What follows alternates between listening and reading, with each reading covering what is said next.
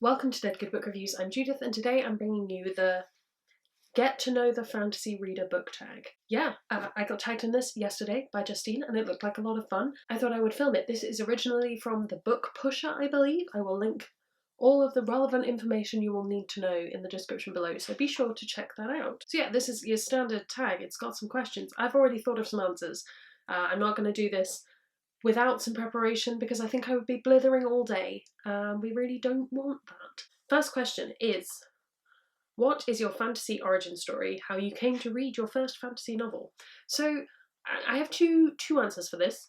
I can remember loving fantasy from a very young age and really enjoying stories like that. In terms of my first grown-up fantasy book, couldn't tell you at all. I can remember my mum reading me The Hobbit when I was little. I can remember, vivid memory, sitting in my parents' bed, my mum reading me bits of The Hobbit. That's a firm memory.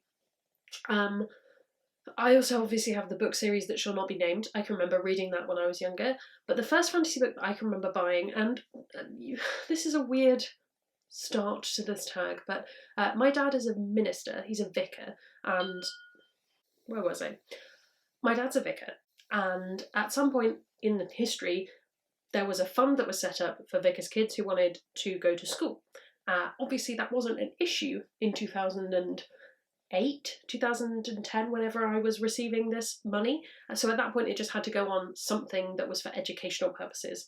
And you could kind of stretch that definition in a fair few ways. So I think one year I got ice skates, another year my guitar was part funded by that fund. So yeah, a hugely privileged position to be in, but yes, did get given some money for stuff. And one year, I assumed there was just no other ideas or this felt like the best option, but I remember mum taking me and my brother to the bookshop and just saying, have what you want. And just in awe of that now. Imagine someone saying that to me now. Just walk into a bookshop and be like, have what you want. I would take the bookshop. Anyway, the book that I can remember buying, and I bought quite a few books on that day, but it was, in fact, Heroine by Christopher Paolini, probably because it has a dragon on the cover, and this is that self-same copy. You can tell because it's absolutely destroyed. Ooh, to the point where I've written stuff in the back of it. WRLZ. Secret code from me in the past. I didn't read this until much later, at least a year later I didn't read this, which is fairly traditional for me pre-book blogging. But this is one of the first fantasy books I can remember buying, and also one of the first series I can remember being invested in till the end. I'm not going to pull all of the books off the shelf for this tag. That one felt pertinent and sentimental. Right, let's keep going. If you could be the heroine in a fantasy novel, who would be the author, and what's one trope you'd insist be in the story? I had a really hard time with this. I have a hard time with anything that's about specific fantasy authors, and I'll get into why in a few prompts time. I ended up settling on Naomi Novik because that way I can feasibly have dragons and the fairy tale elements by combining her body of work. Naomi Novik's written pretty much everything. So yeah, Naomi Novik. And the trope that I would insist on having, stretching the definition of trope potentially, but I thought I would have that idea that the world that you live in is not as you know it. So you exist in the world, but there's a secret other world, potentially a magical world, potentially there's a portal through to a parallel world, that kind of thing of everyone else lives here, but you're part of something special. That would be my jam. What is a fantasy you've read this year that you want more people to read? Anyone surprised it's The Bone Shard Daughter? The Bone Shard Daughter. If you're new here, I talk about it all the time. Since the moment I read it, I don't think there has been a video where I have not mentioned The Bone Shard Daughter by Andrea Stewart. It's so good. I'm so excited for other people to read it. No, I think it's really good. I think it's amazing. Other people I know have read it and loved it. I'm excited for other people to get to it. It's out in September, so not long before more people will hopefully be talking about it. What is your favourite fantasy subgenre? What subgenre have you not read much from? I had to look up the names of fantasy subgenres, and I haven't watched Angela from Literature Science Alliance yet. She's done a video ranking all the fantasy subgenres, which sounds like an awesome idea. I haven't watched it, so I don't know all the names for all of the subgenres, and let's not be gatekeepy here. Again, something I'm going to come on to later. One of them was sword and sorcery, and my brain was just like, yeah, that's the stuff I like. Magic and swords. Is girls with swords a subgenre? Can that be what I have? I want that. Anything that's got magic, swords, fighting. I like something with an element of brains to it. So something that's just war fantasy is not my jam. I've said my jam quite a lot in this. My jam. Ooh. Sorry for the lighting change. Filming in the afternoon is hard. A fantasy subgenre that I've not read much of is really dark fantasy, and where fantasy crosses into horror, because I'm a wee little baby and I don't like to be scared. Spooked, yes. Scared, no. The closest I get is a little bit of grimdark, and then not a huge amount, and most of the time I don't like that too much, so sorry for horror readers, it's just not my thing. I fully accept that maybe one day I could become a horror fanatic, but it is not right now. Who is one of your auto-buy fantasy authors? Mine is, and it's really basic and so boring, but I think it is V.E. Schwab. I think I will pretty much buy anything that she puts out at the moment, or at least I'm going to try and read it. I have just requested The Invisible Life of Addie LaRue as a review copy. I'm hoping I can get my hands on that way, because I don't know if I'm going to love it or not. But up until probably this year, I was really confident I wanted to read everything she was putting out. I enjoyed her middle grade a little bit less, so questionable. It's frustrating. I think a lot of authors can be auto-buy and then they'll shift direction and then you're not interested in them that much anymore. I don't have a good example for you, but that can happen. I will in future be reading pretty much anything R.F. Kuang puts out. I'm really excited for whatever comes next from her, because I love her writing, and yeah, I'm just a little bit of a fantasy baby, to be honest, and I don't have that, like, here is this old fantasy author that I have read all of. So yeah, a lot of authors are still fairly new that I am currently reading. On that note, how do you typically find fantasy recommendations? So close friends is a big one. I typically will read stuff based on the recommendation of people I know and trust. So Justine, obviously, Asher from Catbook Tea, but also some other friends who read a lot of fantasy but aren't people who do it on the internet for fun, but will just tell me, oh, you should really read this. So I have a friend who recommended not only Robin Hobb, but also N.K. Jemisin, and various other things that I probably haven't got to yet, but I trust her gut. Newer releases, or new releases, I actually almost always find through either emails from publicists or review copy sites like NetGalley, pretty much only NetGalley that I use, and lists on Goodreads. The kind of upcoming fantasy of July 2020 lists are always helpful, but that's where I tend to find those, and then quite often I'll see it, and then the kind of flow diagram of Judith reads a book is I'll see it on that review list, I'll think, oh, that's interesting, not sure about that one. One of Justine or Asher will read it, will recommend it to the other, and then I'll read it after that. And of the three of us, two of us will like it and one of us will hate it, or vice versa. And then probably about a year down the line, somebody else in my sphere of friends will be talking about this amazing book that they've just found as though it's a new discovery, and I'm like, I've been shouting about this for a year. 'Tis the way of the world. Older backlist stuff tends to be close friends, new stuff tends to be the internet. What is an upcoming fantasy release you're excited for? Back on the Naomi Novik train, I'm so excited for A Deadly Education. It's probably the biggest upcoming book that I have not yet read, that I'm really looking forward to reading. There's obviously stuff like The Burning God that isn't out yet, but I've read it and I've already loved it. So in terms of anticipation, it's Deadly Education for me. Magical school, murder, sounds like everything I want in the world. Are there going to be girls with swords?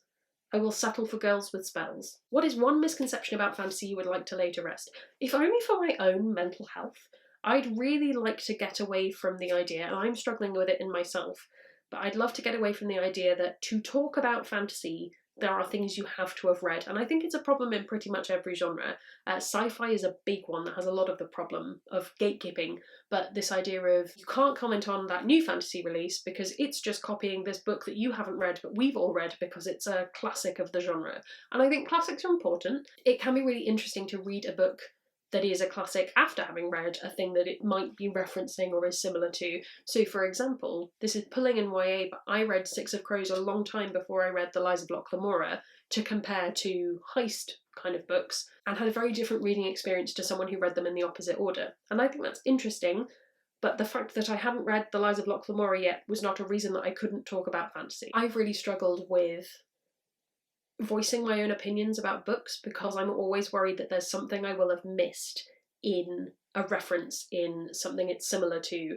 in a whole host of other things. And part of that's because I'm friends with some people who are hugely well read and I cannot catch up with them, and that is fine. And those people would never judge me, and they would always say, you're allowed to have opinions. It doesn't matter that you haven't read this yet. They are the nicest people. This is mostly my own problem. I'd love to say you can start wherever you want. and you don't have to go back and read old things if you don't want to. Yeah, get rid of the gatekeeping. Let's just smash it, throw it away. We don't need it. Get rid of the gates. If someone had never read a fantasy before and asked you to recommend the first 3 books that come to mind as a start, what would those recommendations be? This is a horrible question because so much of that depends on what the other people have read. Are we saying they've read YA fantasy before? Are we saying they've never even considered fantasy before? Do they like fantasy television? I have one example that I have used, and that is some friends and I decided to start a book club that never went anywhere because the best kind of plans never go anywhere. But they did, a lot of them, read the book that I recommended, which was Shades of Magic Book 1, Dark a Shade of Magic? Yeah, by V. Schwab. And what was interesting about that one is my brain went, this has been talked about to death, they've clearly all already read it, blah.